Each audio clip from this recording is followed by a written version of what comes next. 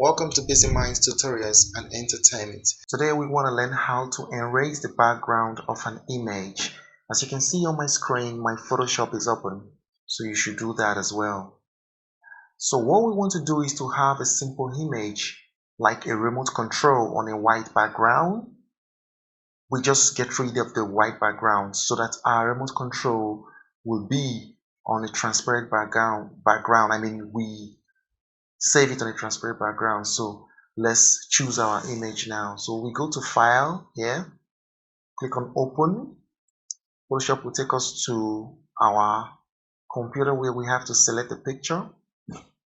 So let's just choose this remote control. Okay, so it's either you double click on the actual image or you come down here and click open for you to open the image in Photoshop. So we click open.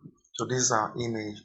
So to simply get rid of this white background, we will go to our eraser tool, click on it, hold it, and you select magic eraser tool. It's a very quick one. You will see the magic that is going to be done here now.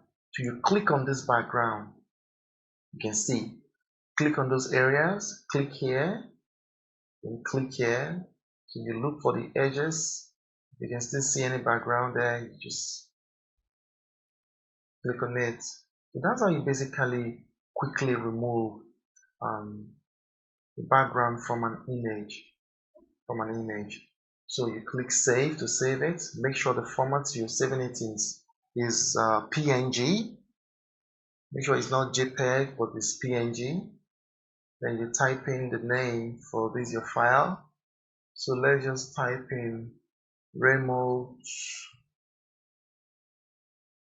control.